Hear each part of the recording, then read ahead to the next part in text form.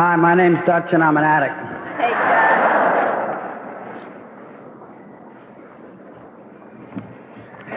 And I'd like to thank the host committee. I think they did a hell of a job.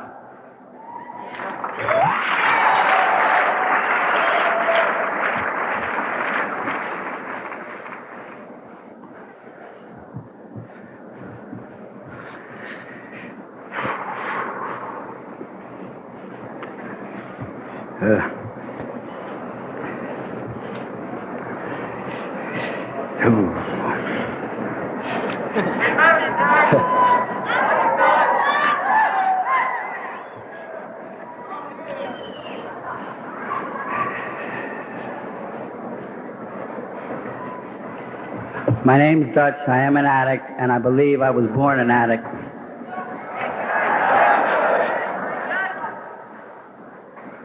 I knew ever since I was a small child, I was emotionally crippled.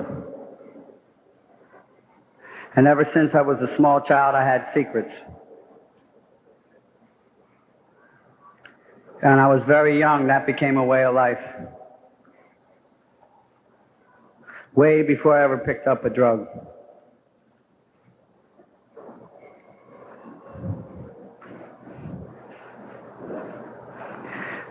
I grew up in a fairly normal family.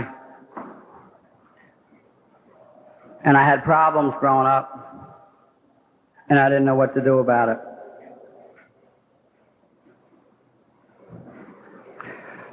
I went to bed till I was like 13 years old, and that's tough to grow up with. Because I knew I was different.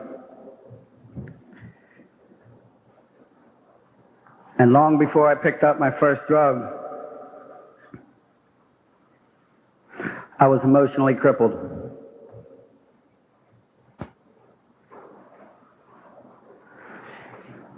And I began to use drugs at 10 years old, and I liked it. At that age, I liked everything about it.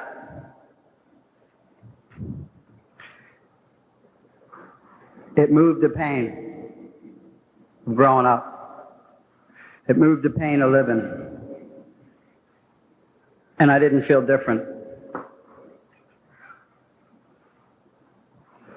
I was the type of kid when I went to school, they put me in a homeroom and then they sent me to a psychiatrist.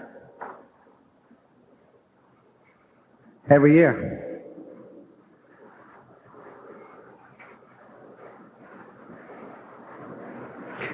And from the time I was 13 to 22 years old, I never did a year on the street. I always kept getting put away.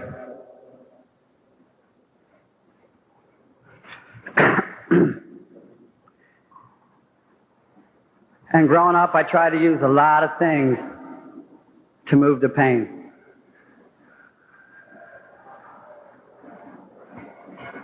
Besides drugs.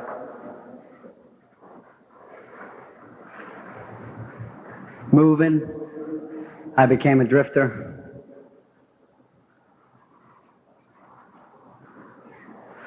Motorcycles and motorcycle gangs.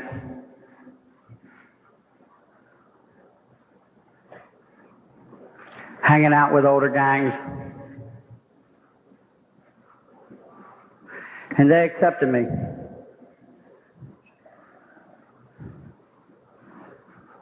And I also lived another life. When I was in school, I was president of my class.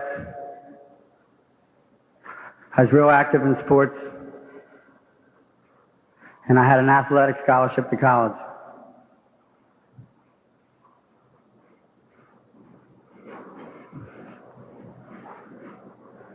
And I never felt a part of any of it.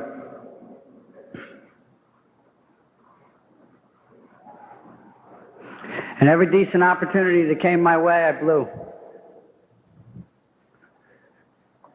And all those opportunities, I started out with good intentions.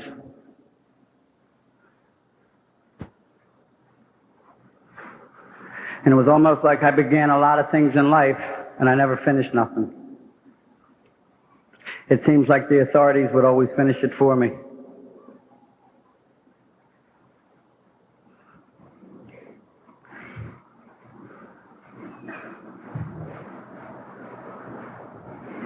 So after I got thrown out of school, thrown out of college, told not to come around,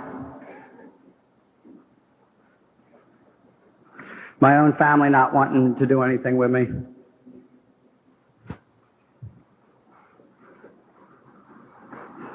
I started to pay more dues than what I was willing to pay, and I didn't know what to do about it.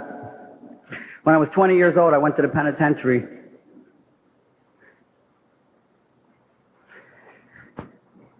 And I had a choice. I could go to a rehabilitation center.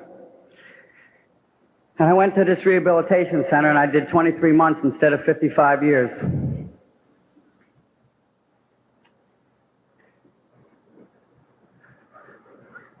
And the bottom line, when I left the rehab center, I got high. And I got high when I was there.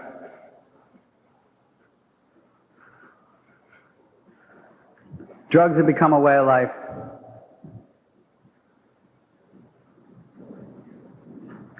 Removing pain had become a way of life. Even though a lot of the pain was self-inflicted.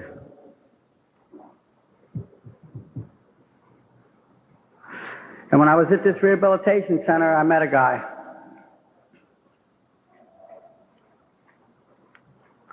And he was from San Francisco. And he had this little white book called Narcotics Anonymous.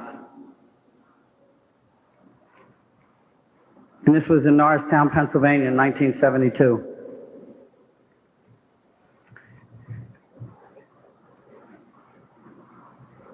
And with this book, we began the first Narcotics Anonymous meetings on the East Coast that we knew of. And it was only because there was no place else to go. When I had been in this rehab center, you know, they had us go to these meetings. And they had us do a lot of things that didn't make any sense to me. I could never understand how you can scream and holler at somebody all day long and try and make them cry and then tell them that you love them.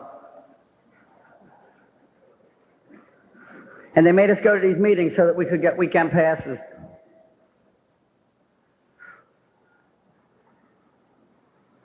And I didn't get weekend passes, but when I went to these meetings,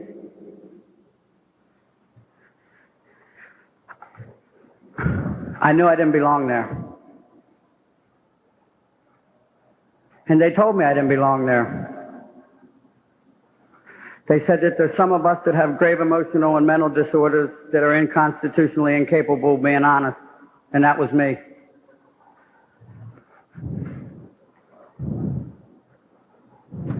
But at that time, there wasn't any place else to go.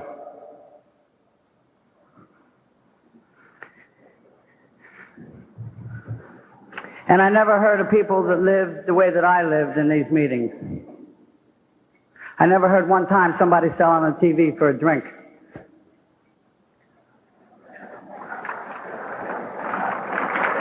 And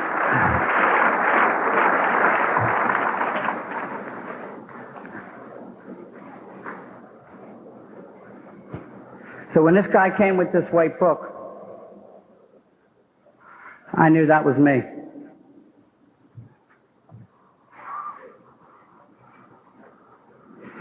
And meetings began to grow around the Philadelphia area.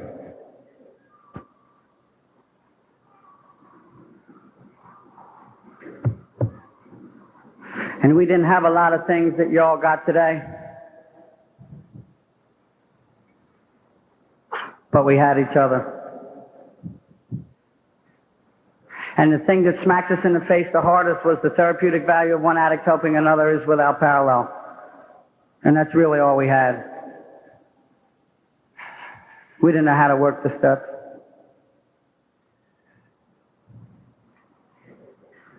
We didn't know how to understand and interpret the traditions.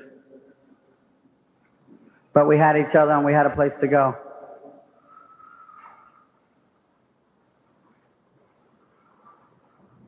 And Narcotics Anonymous grew. And for a long time, going to those meetings. We never thought that we would fill the room, but we thought maybe we could live. Because there was a lot of people that told us we should die. We were going to die.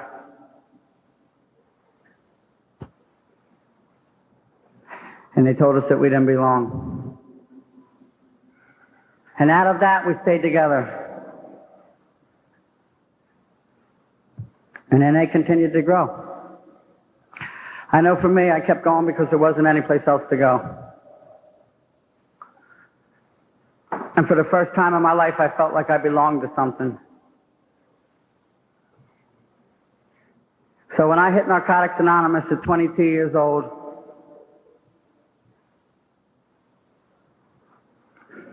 I was a leftover hippie with long hair and a beard. I was a social outcast. All my friends were social outcasts.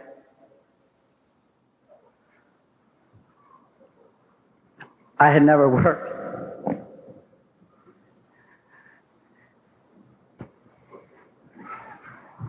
And I didn't know how to be honest.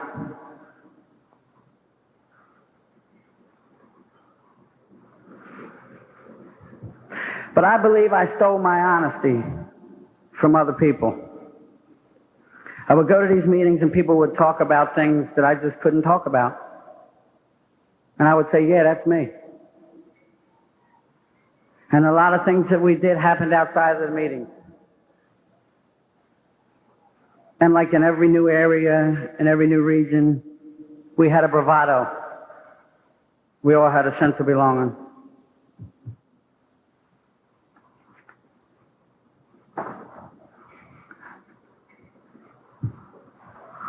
And I stayed clean. And a lot of people didn't.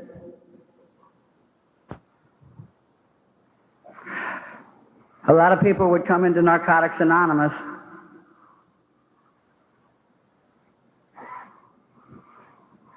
and they would never come back. And we would hear about them. So-and-so would end up in jail. So-and-so would be in a mental institution, and so-and-so died. And what that little white book said was true. For people like us, it was jails, institutions, and death.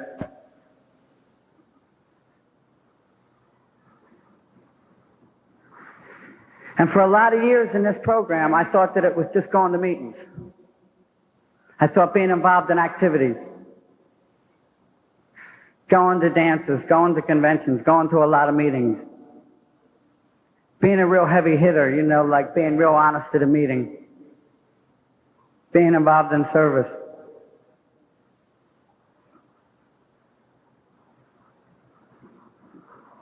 But I was doing it my way. And I didn't think that I was. There was a saying in that little white book that, you know, we needed to become productive members of society. And that's how I tried to gauge how well I was doing in the program. And I looked at clean time as like having points. And in my area, I was one of the guys with the most points. And it was like the people with the most points could tell the people what to do.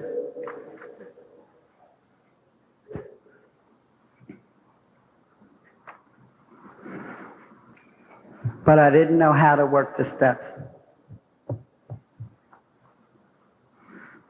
After a couple of years, I had gotten married to a girl in the program. I started a business. I made more money than I ever dreamed of.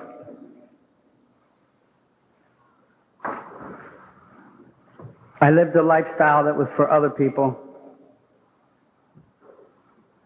I went to college. I got an education.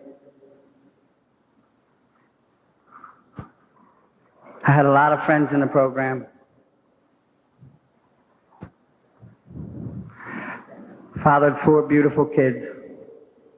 lived in a big house, and really thought that I had arrived, and really thought that I was a productive member of society.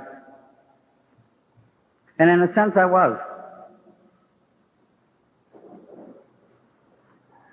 But I had become the person that put all his energies on the outside, and the inside crumbled.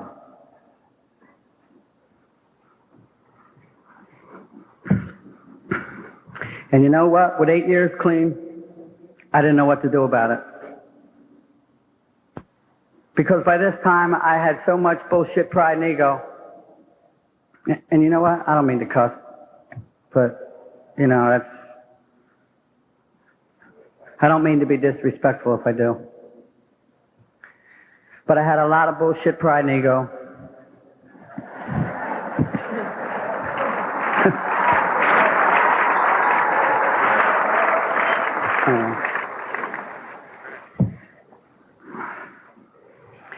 And I didn't know how to ask anybody for help.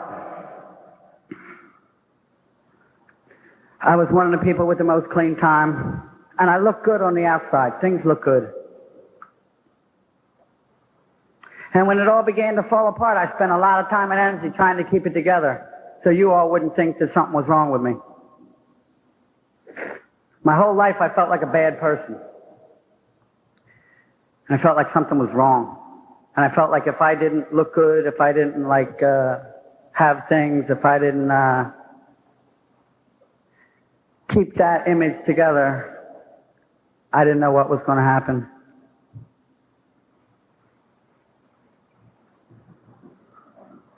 And I didn't understand what was going on. I mean, here I was, I had been to thousands of meetings, very, very active in service. It looked like I had it all together. And just when it really looked like it was all together, it began to fall apart.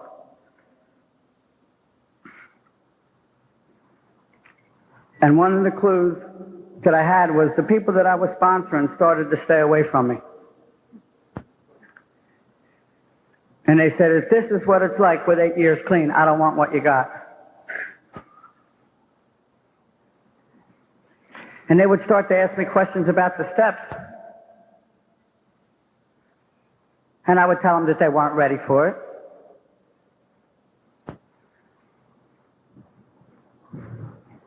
I had no answers for them, and I had no answers for me.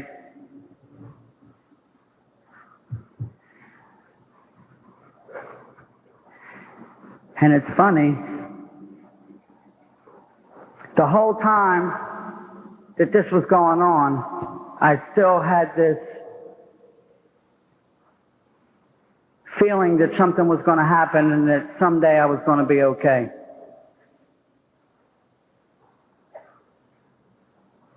And that I kept going to these meetings because I was going to hear the secret.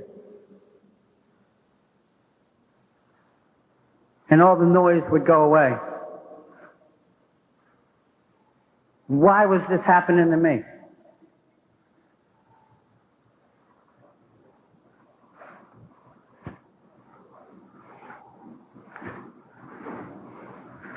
And I didn't know how to surrender. I didn't.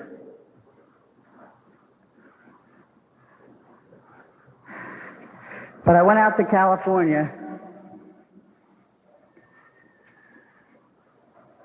and I went to a service conference. And this was about the time that our basic text was being written. And in the Philadelphia area, we had heard that, some things was going on with literature, and I wanted to see what it was about. And I met people that walked the talk. And it scared me crazy. And I watched them. And I liked what they had.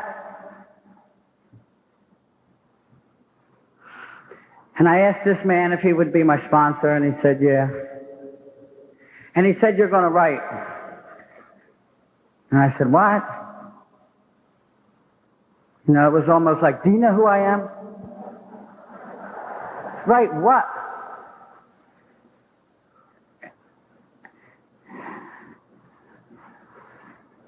And he taught me about Narcotics Anonymous. See, I figured I had known. You know, coming from the East Coast with a lot of time, I thought I had the answers. But I wasn't going to tell these people anything. Because you know what? Even though like you have a whole lot of clean time, if you don't have the steps in your life, people know it.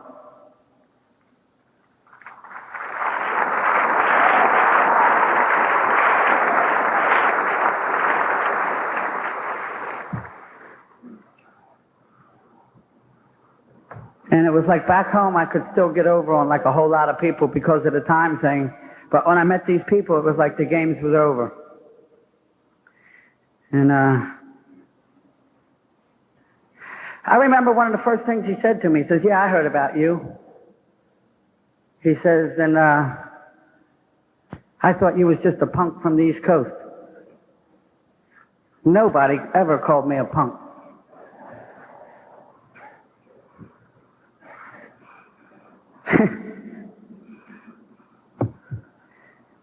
Well, the pain had gotten to the point, and I didn't know what to do about it, and I really didn't trust anybody. I became willing. And I began to write these steps, and I didn't know what was going to happen. But I had an idea that since I had more time than this man, if I would hurry up and write all these steps, I would catch up to where he is, like, really quick. And it didn't work out like that. As a matter of fact, when I began to write the steps and began to work the steps and I began to listen and take direction, my life got worse. And this had been a lot of years without drugs. And my life had gotten so crazy with me being in control. And it gets really crazy when you're trying to let go and control at the same time. But I was so full of denial and self-deception that I didn't know what I was doing. I really didn't know what I was doing. But my life got worse. I ended up getting separated. I was going to get divorced. My business fell apart. All the people, except for one, that I was sponsoring didn't want to have anything to do with me. They said, you're crazy.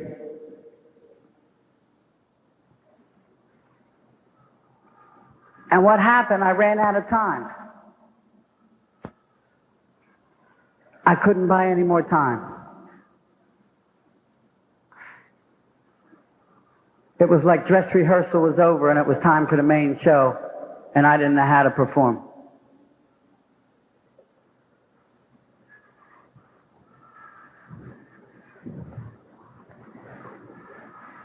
And I had no other choice but to trust this man.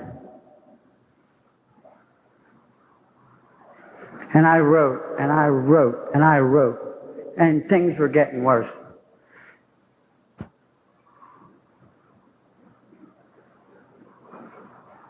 I didn't want to use drugs, but I didn't want to live. I couldn't take the pain anymore.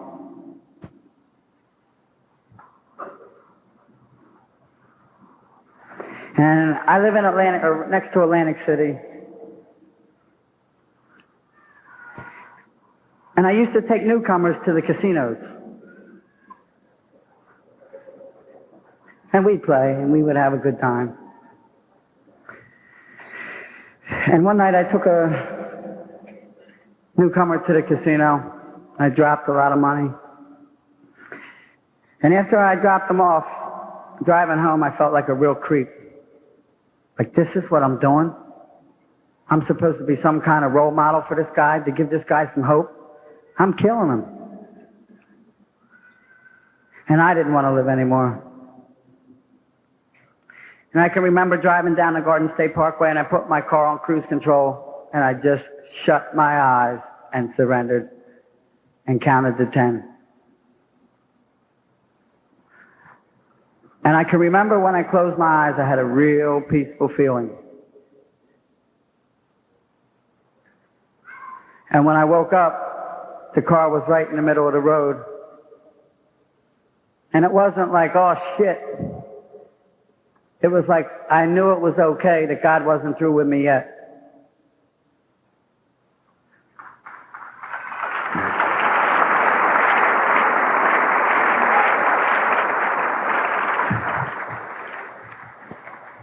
And as I began to listen to these people in California, and like with my sponsor, like when he sponsors you, his wife sponsors you too. It's a trade-off, I guess, but it's good. It's good. Because like when he's not there, she clobbers you.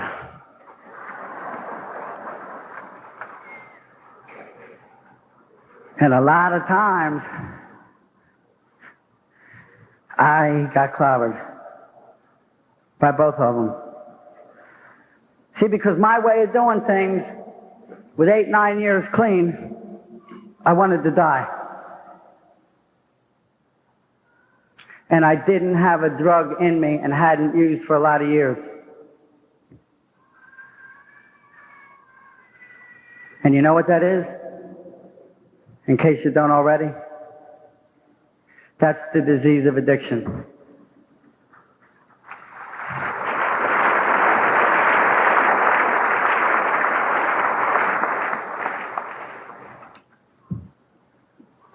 And I thought that after I would write these steps, that I would have an instant understanding. And it didn't happen like that. And like I said, things got worse. But then all of a sudden one day it was like riding a bike.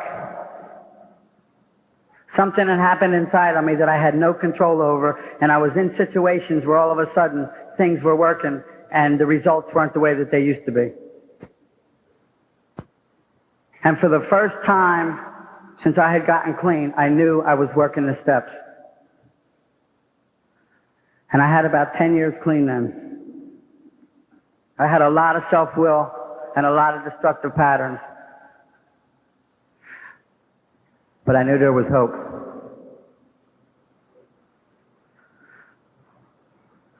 I know what it's like being clean a lot of years without the steps.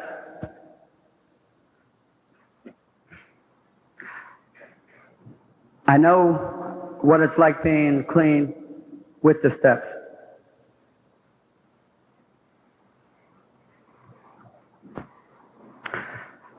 And there's a difference. There's one hell of a difference between total abstinence and recovery.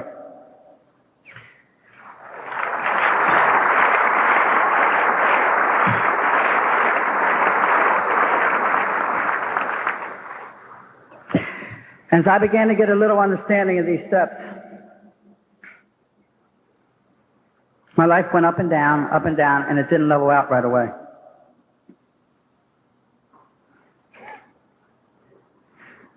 Because for the first time in my life, I looked at the first step completely different than the way I had for 8, 9 years. See, because my thing was coming to NA, that all I had to do was not use and I was winning. And that was the name of the game. Just don't pick up and everything will be all right. Don't pick up and it'll pass. And I don't know where they brought it'll pass into NA, but I'll tell you what, for people like me, it don't pass.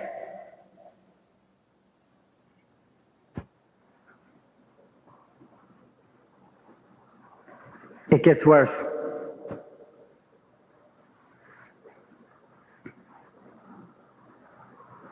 And things didn't pass, and things did get worse. But you know what? I wasn't in a state of despair anymore. I had this hope. And I began to have a working relationship with a sponsor that I never had. And you know what? I don't think sponsorship's talked about enough in this fellowship. Because all of our steps say we admitted. We. None of them say I. And I look at my relationship as my sponsor, as my link to you all, to my link to the Narcotics Anonymous program. And it's very, very important, not just for my recovery, for me to live. If I want to live, it's important. Because with my best resources and my best thinking, I didn't want to live anymore. And all I can tell you is that today, with the help of a sponsor, with working the steps, I want to live more than ever. I'm more grateful today than I've ever been in my life.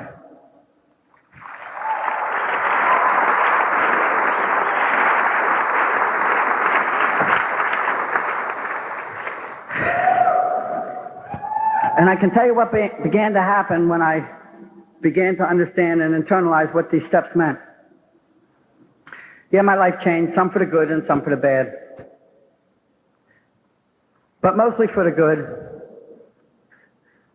And for the first time in my life, I could watch the insanity that was going on in my life. And I never watched it before because I figured that I wasn't insane. To me, the only thing that was insane was using. And there's a lot of other things that are insane. And I had always looked at the first step as powerless over my addiction. My addiction was, I was a dope fiend. I don't have to describe the drugs. They're really not important. And I had become addicted to a way of life that wanted to kill me.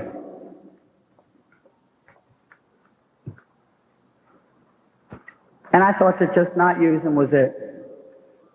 And it's powerless over our addictions. And that my life had become unmanageable.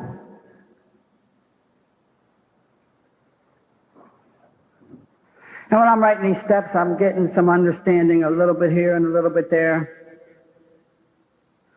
And my sponsor would say to me, you know, you need to write some more.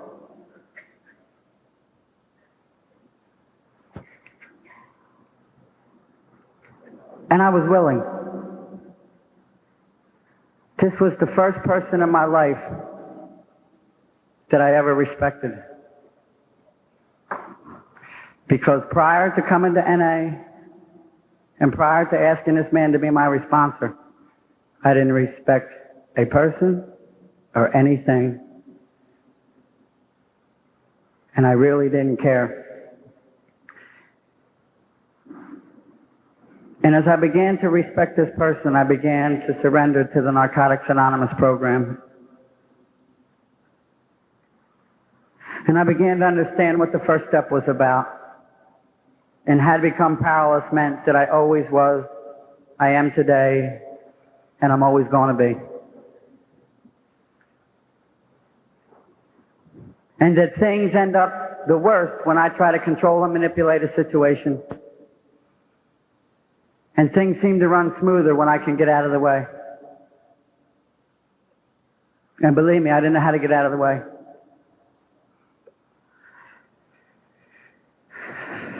But with the direction of these steps that this man was giving me,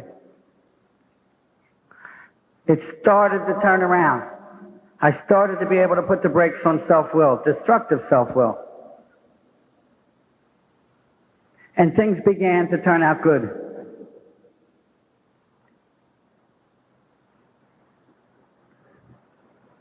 One of the reasons that I feel really, really in touch with the NA way of life is that everything I did before I came into NA was illegal. Everything that my friends did was illegal. So we had like big time secrets.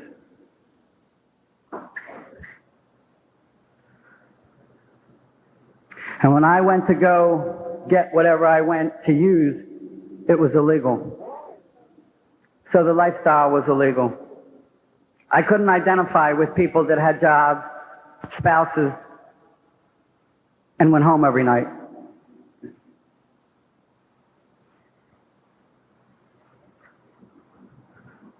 But I began to have this sense of belonging more than I had ever had in my life.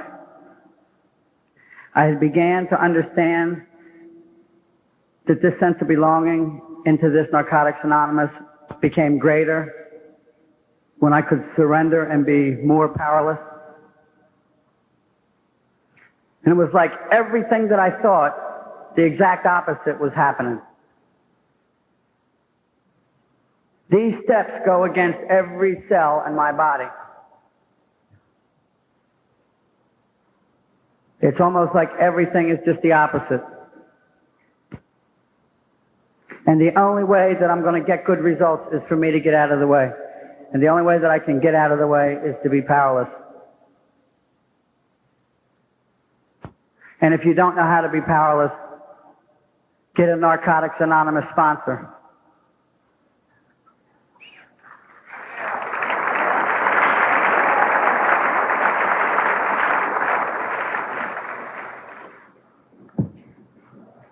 After I began to understand that I was powerless, totally powerless over your life, my life,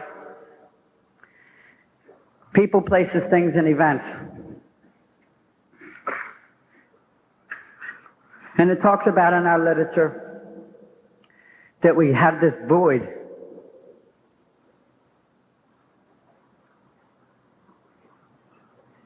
And then we come to believe that a power greater than us can restore us to sanity. Well, that didn't happen to me at first. Because I did not believe in anything other than what I could do. And I had to believe first, before I could believe that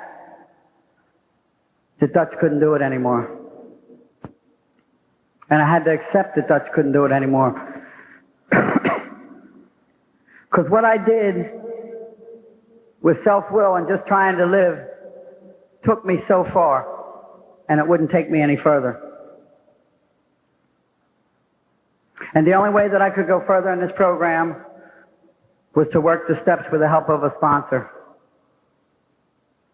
And since I had committed my life to Narcotics Anonymous years ago, I had better get a Narcotics Anonymous sponsor.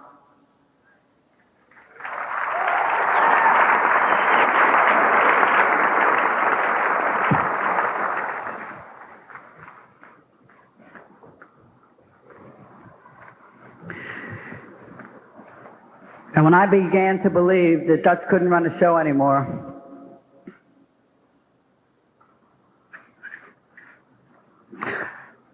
and before I could understand that I could get restored to sanity, I just listened to what my sponsor and his wife said. And in a lot of situations in my life, they told me, just don't react. And if you just don't react, you'll see that the results won't be destructive. And I said, that don't make no sense to me. How if I don't do nothing, it's going to come out good? But I listened. And as I was going through a divorce, and I was going through my business falling apart, and I was going through like learning how to be a single parent, and I was learning how to take an illegal business and make it legal, the results weren't destructive.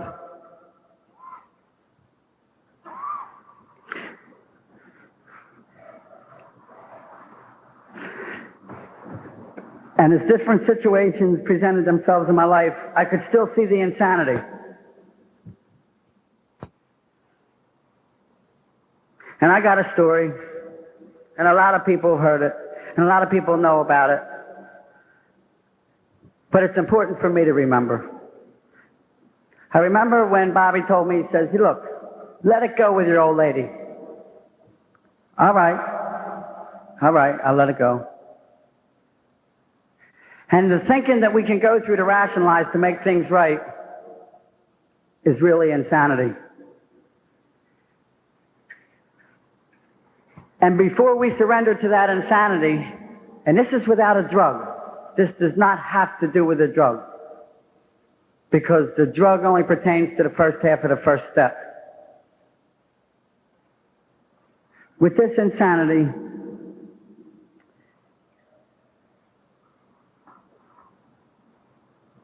I rationalized that if I built a tree house for my kids in my backyard, I would be like Father of the Year. And the best that I could do of letting go of this situation, 10 years clean without a drug, was to climb up in this fucking tree house at 11 o'clock at night and spy on my ex-wife and tell myself that she loved me. That's the best that I could do.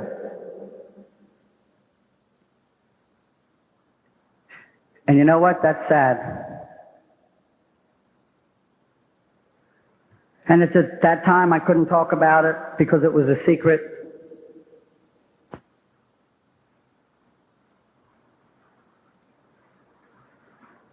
But unless we work these steps, unless we live these steps, the results in our life can be just as crazy as if we were using drugs.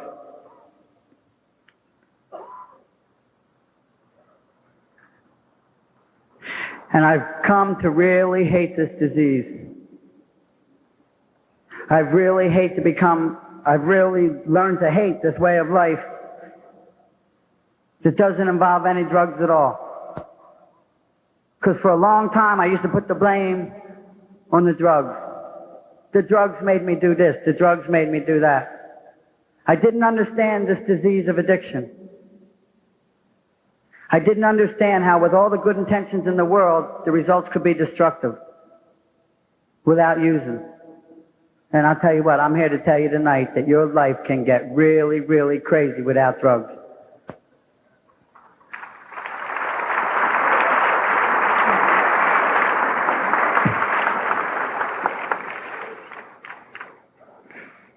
So I began to understand by not reacting in this second step. I could feel how strong the insanity was in my life. It's like I could almost watch what would have happened. And nothing destructive happened. I went through a lot of pain. And I went through suffering as long as I wanted to hold on to it. And that's how these steps work. I'll suffer with them as long as I want. When I can get out of the way and I can listen and take direction, the results are good. And today I got hope. I know today it's going to be all right. I know today that things may be painful. But I know that I don't have to go through them alone. And it feels really good to have a relationship with a sponsor. And it feels good to be a part of a WE program. When I made a decision to turn my life and my will over to the care of God, my sponsor did it with me. And I could see in action the WE. And then when I come into rooms like this, I can feel the WE. And I can only tell you that a lot of times before I was doing that, I felt alienated and I felt isolated. Not turn my life and will over to the care of God. And when I died, find out that there was one all the time. I didn't want to pay dues anymore. And it was just that simple. When the final bell rang, I would rather do right than wrong.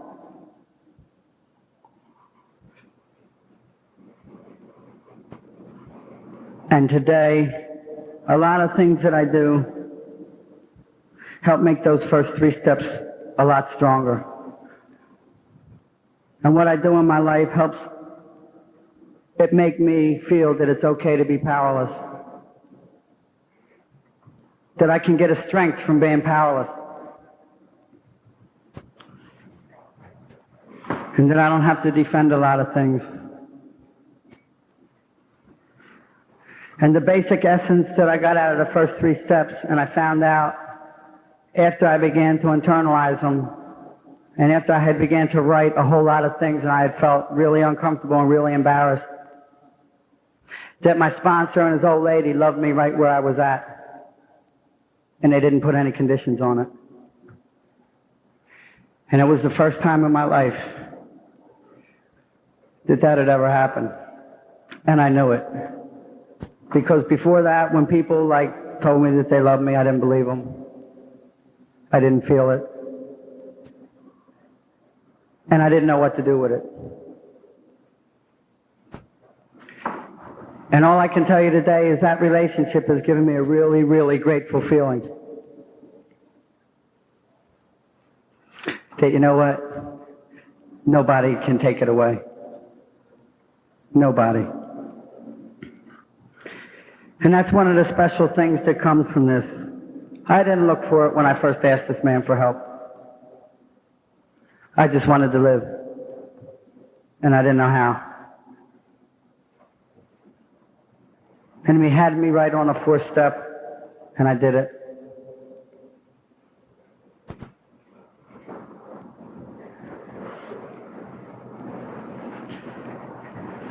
And I didn't know what was going to happen, because at this time, I was going through a really, really intense period of my life. I had cried for the first time in my life for a long time. Because the way I grew up, you don't cry. If you cried, you got beat up, and you had to move. Because if they beat you up once, they were going to beat you up every day.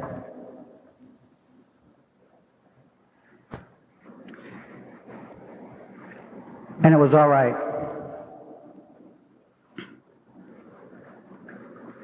And I began to feel this thing happening inside of me, and the only thing that I can look at it today is that as crazy as things were in my life, the steps had started to become alive and inside of me. And it felt good. And I shared my fifth step with my sponsor, and I didn't do it the way I wanted it, and I didn't do it when I wanted it.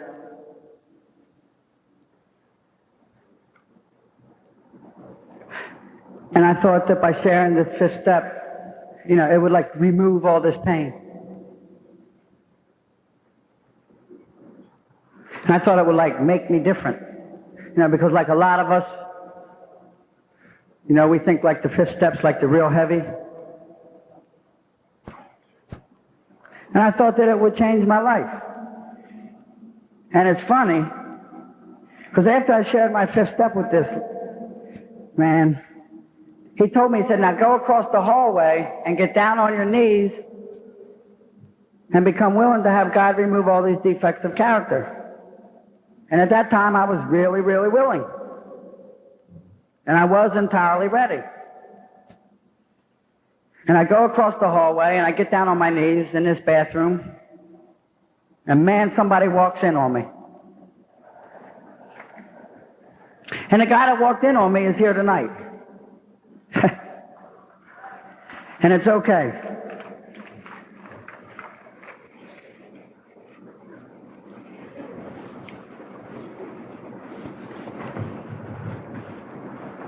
And when I began to write on step 6 and 7,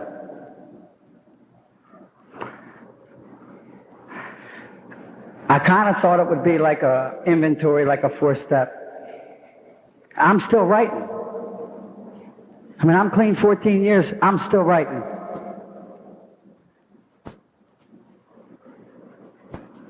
And if he tells me to write tonight, I'll write. Because I believe that the steps is the only way that I can be the best human being I can be. Believe me, I've tried everything else.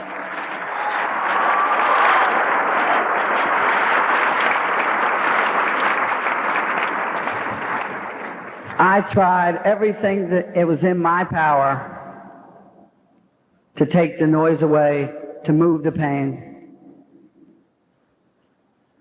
And I don't even have to identify them. We all know what they are. And it took 8 to 9 years before I ran out of time.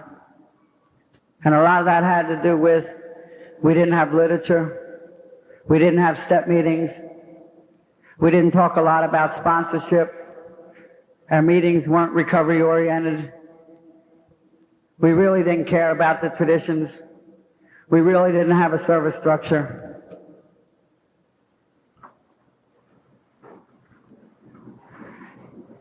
And when I was first getting clean, we got by any way we could. And today that doesn't work anymore because there's a Narcotics Anonymous way of life. And there's no excuses.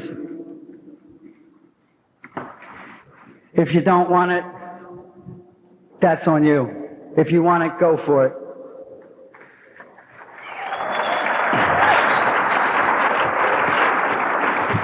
When I look at people working the steps, I can only tell you this. The losers do what they want, and the winners do what they're told.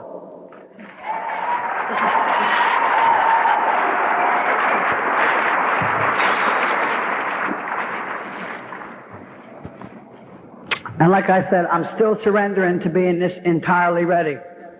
I can't tell you that I'm up here 14 years and I worked my 6th step and it's all over with. I'm still writing. I'm still working on it. And I'll tell you how powerful these steps are. God really knows we're full of shit.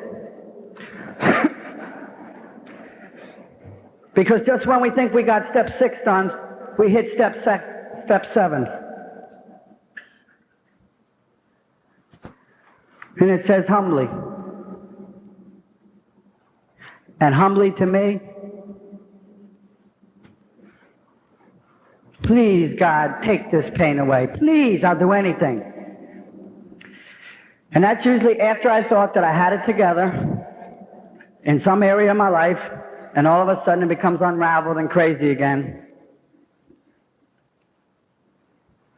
And that shortcoming to me is that I just come up short. It's just that simple to me. And God knows that I'm going to come up short, and that's why He made step 7 the way it is. Because He knows that I'm a human being. And He knows that I may think I'm entirely ready, but He knows that I'm an addict, and He knows the self-deception, and He knows the denial, and He knows that maybe I ain't going to tell my sponsor everything that's going down. So He gives me step 7. And when the pain's bad enough, yeah, I'm humbly. I'm real humble.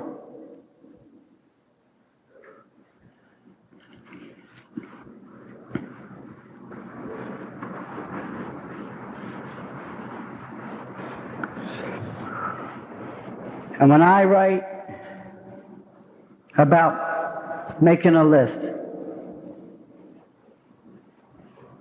I wrote a list out of all these amends for step 8. And that wasn't the way I wanted to do it, and it wasn't in the time that I wanted to do it. But like some time had passed, and He says, I think you're ready for step 8. Make a list. All right. All right. So I took this list to him, and I said, well, here's the list, but like these 3 people, there ain't no way in hell I can make amends to them because they'll kill me. And he says, Dutch, look, if your recovery depended on you making those amends to those 3 people, how willing would you be? And I became willing. And I began to make the amends. And I'm still making them.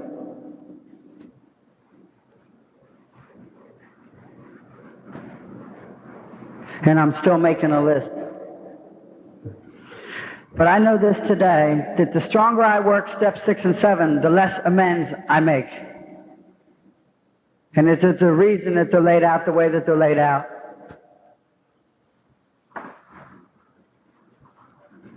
And I got to be honest, with step 10, I don't sit down every night and write no inventory about like how the day is. My life's pretty full, and that's no excuse. But if something's not right in my life, I try to take care of it before I go to sleep. And if that means making a phone call. And I'm the type of person, I've had to make a lot of amends. And I'm the type of person that doesn't get a lot of amends back.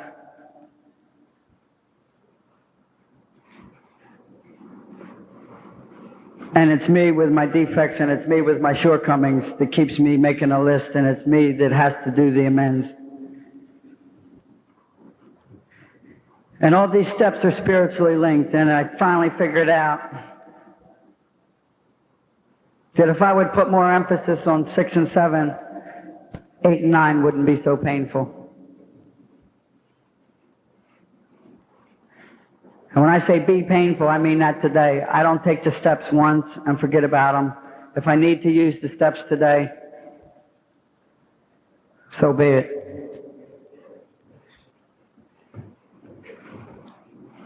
But if something's not right in my life, I like to take care of it. I like to answer my phone, and I like to sleep. And before I could admit that I was wrong, I would stay up at night worrying, and I would be afraid to answer my phone.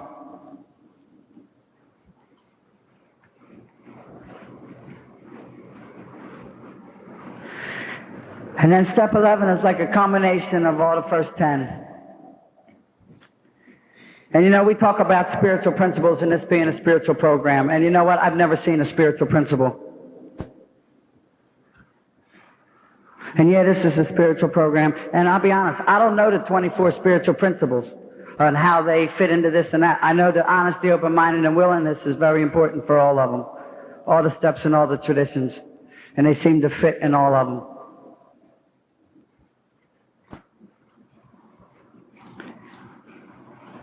But I had a hard time understanding what a conscious contact was. I had never seen a conscious contact.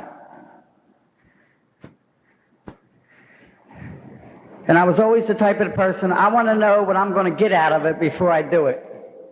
You know, I'm a dope fiend. I want the most for the least. And I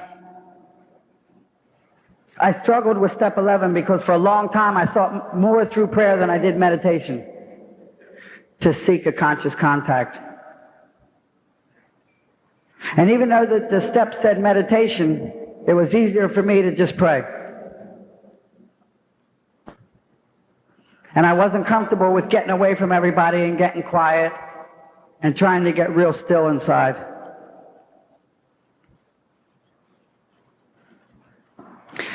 But today when I do that, I can get this conscious contact that's kind of elusive. And I can feel the joy of the steps. That I don't have this noise in my life, and I can get this conscious contact.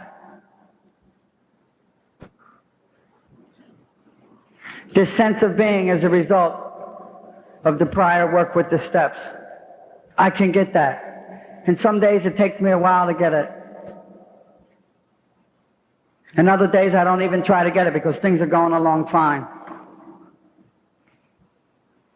But it was real important for me to get this conscious contact with this God of our understanding.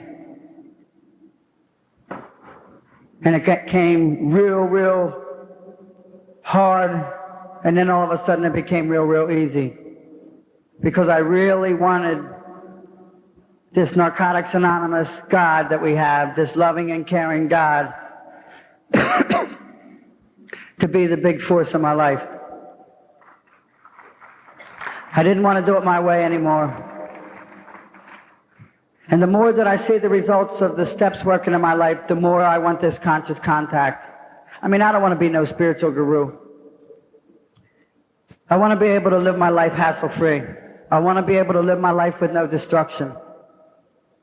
I want to be able to live my life and not hurt people. And I want to be able to live my life and be able to love people. And you know what? I couldn't even say that word love for a lot of years. And I can love people today. I can hug a man today and tell him I love him. I can hug a woman today and tell him I love him. And there's nothing sexual with it. And that's not me. I'm not capable of loving anybody.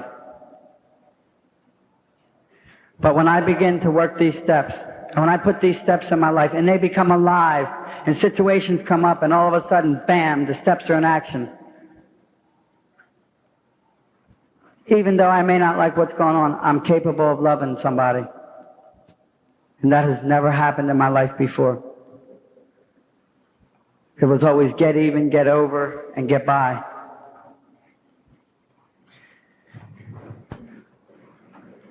And recovery to me is the pain and the joy of living. It's not the erotic highs and it's not the suffering. It's just the simple pain and joy of life. And the first 11 steps take me to God. They're like a road map.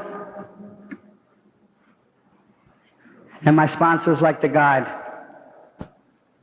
He's been there before. And I trust his experience.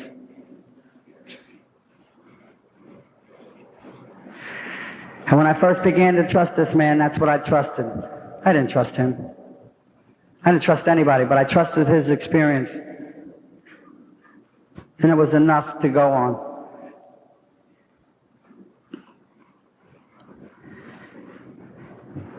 And having had a spiritual awakening as a result of these steps, I've had a lot of spiritual awakenings. And the most simple spiritual awakening is that I'm just not the way that I used to be. And the most profound spiritual awakening that I have in my life is that I've been clean without the steps and I've been clean with the steps, and there's one hell of a difference.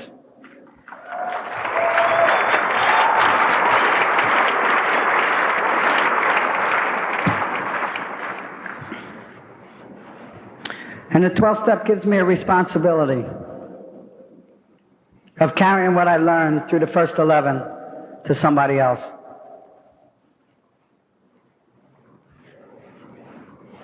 And that's a real joy in this program.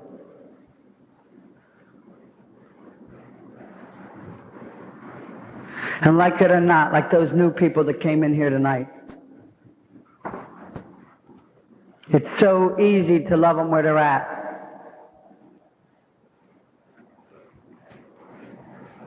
There's a joy in that. There's nothing hard about loving a newcomer and telling them, baby, you'll be okay. But it does become hard when I begin to miss meetings and I begin to miss intimate personal contact with other people in this program. And I began to put money, property, and prestige before all of that. And it's almost like I begin to retrogress back through the steps, because no longer am I taking the journey of recovery inside, I'm taking it outside again. And I'm not taking my inventory, I'm taking your inventory. And I ain't turning my will over to nothing. And there ain't nothing higher than me. And I ain't powerless. And I've been there a lot of times. When I'm there, it's hard to love a newcomer. And that has happened to me a lot of times. I would get so far, and then I would retrogress back.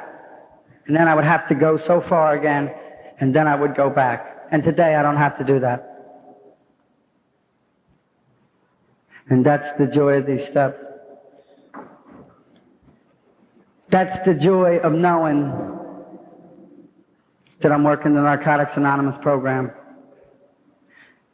And that's my responsibility, to carry that message to that person. And when I say joy, that means I want to.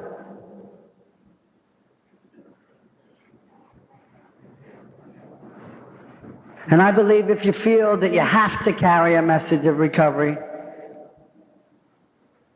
something's not right. If you feel you have to go to meetings, something's not right. And that's only because I've been there. And today I want to go to meetings. I like my involvement in this program. I can say tonight that I have never had a passion for anything in my life that I've had for Narcotics Anonymous.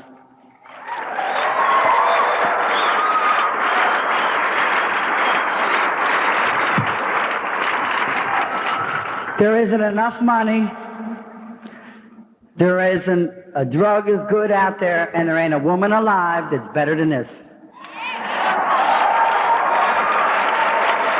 It's better than this. And a lot of that had to do with just doing things that I didn't want to do and being willing. And I believe what my sponsor says, that if I'm willing, 1%, God will do the rest. And that's so easy after you do it. But you know what? Some days it's really tough to be willing. And a lot of days, I don't feel like calling them. But you know what? When I get in the habit of doing it, it's easier to do it. And I'm willing to listen and take the direction that He gives me. And in turn, I can give the same direction that I get, because I don't tell the people that I sponsor what I think. I tell them my experience. And I'll tell you, I'm tough. Because I figure if I'm still writing with 14 years, and you got less time than me, and you ain't writing, no good. You got no excuse. And that's the way I like it. I don't like to tell somebody to do something if I'm not walking it.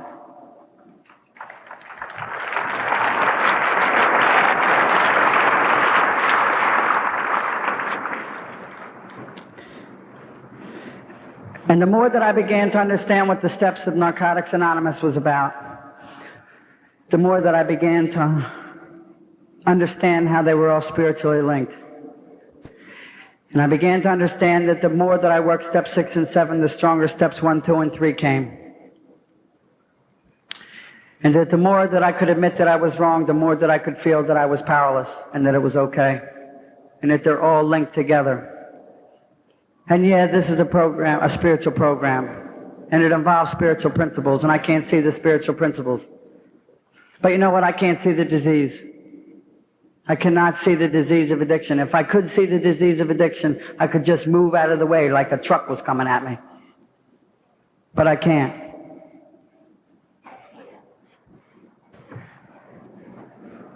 And I've learned a lot of things about revenge and retaliation. And I can tell you tonight that the best revenge for this disease of addiction is working the steps. And it's the easiest way for us to live. A lot of other ways may get us by, but they become painful. And after I began to understand about these steps, they allowed me to understand about the traditions. I understand unity today. I understand a little bit about the traditions. And I'll tell you what, before I began to understand what the steps was about, I thought I knew what all the traditions were about because they said that they were non-negotiable. They were non-negotiable as far as I was concerned. And they were going to be non-negotiable as far as what I was going to tell you. And as I began to understand about the steps, and I began to understand that if there's a Narcotics Anonymous tomorrow, I'll be all right. And that my personal recovery depends on unity. And that unity begins with loving each other where we're at, not where we want each other to be. And I never understood that.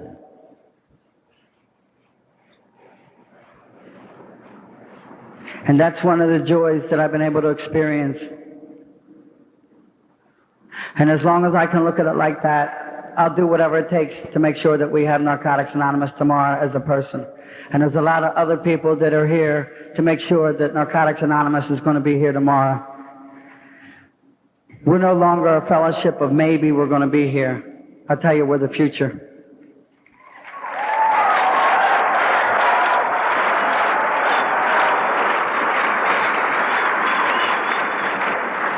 And I began to understand about language.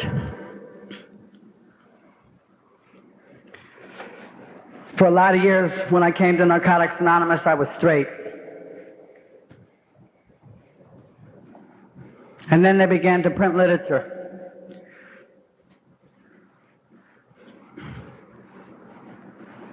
And I didn't understand what was going on because I felt like they were changing the rules on me.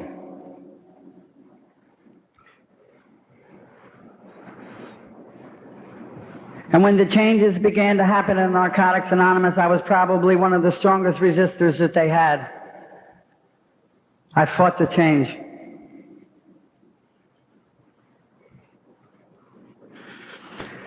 And I would go to meetings and I would keep identifying myself the way that I identified myself.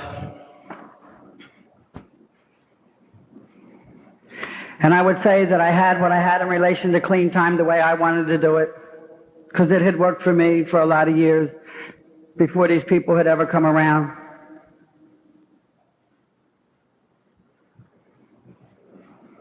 And these newcomers would come up to me and they would say, Dutch, we love you anyhow, but you're clean.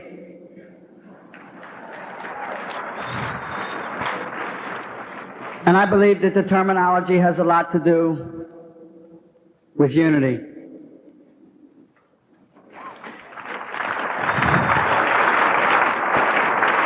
I used to think that language was for people that wanted to pick up on it. I got a certain language that whatever we used to get by worked.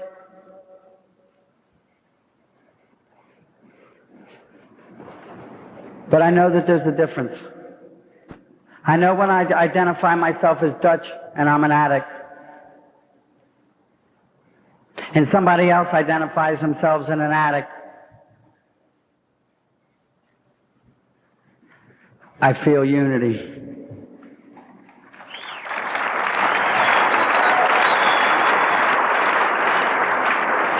And that has to do with surrender to the Narcotics Anonymous program, not any other program, the Narcotics Anonymous program.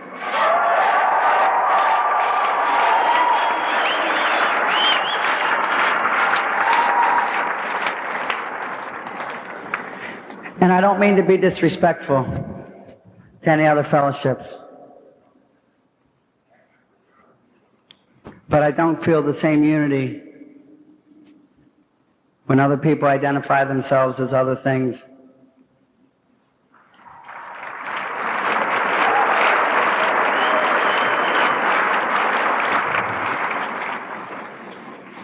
I've been all around this country, and I've done a lot of soul searching.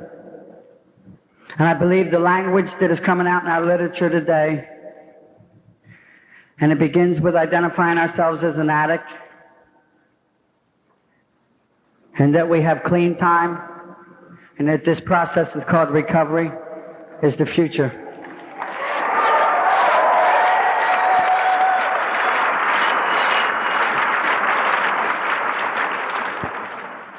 I don't feel guilty for my origins. I don't feel guilty for where I first wanted to go to save my life. But I'll tell you what, I can tell you tonight, I feel damn glad what I'm doing about it today. And that's living Narcotics Anonymous.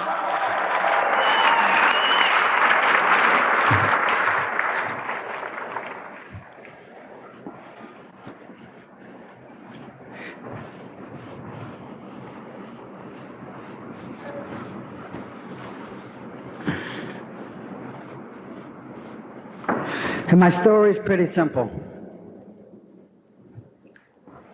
It's not real complicated.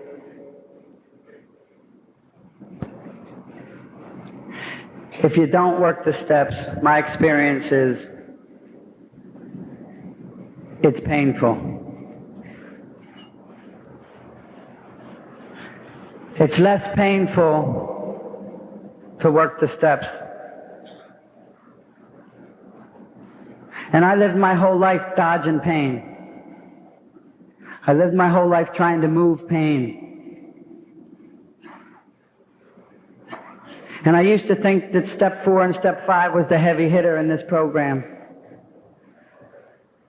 And it's more painful not to do it than it is to do it. And that carries out through all of our steps. And when we get into the traditions, it affects other people. But if we can surrender, and when I say we, I include myself, there's going to be a Narcotics Anonymous tomorrow.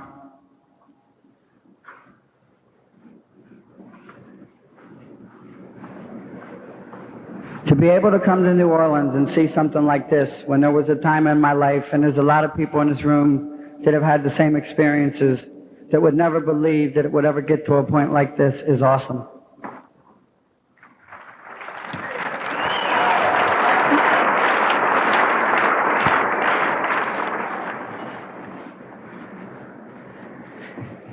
And to know how it's going to be and to know what it's going to be like, I don't know. But there's something that it's inside my gut that just grabs a hold on me, and it makes me feel real secure knowing that this many people want to live that have the same disease that I have and are doing something about it. And that's the we. We can recover together.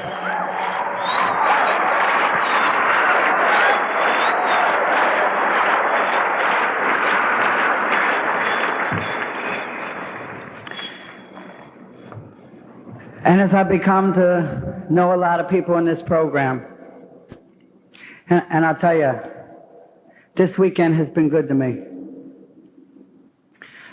I've been able to meet a lot of people and share some special times and get to know people in a way that isn't just like with meetings. And that's special to me because I got like a lot of things going on in my life.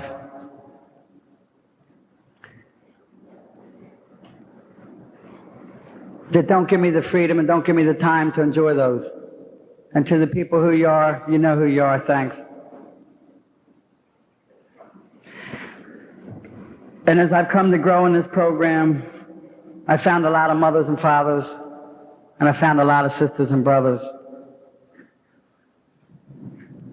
And to those 6 or 7 people that came up here on your first night, if you're wondering what it's all about,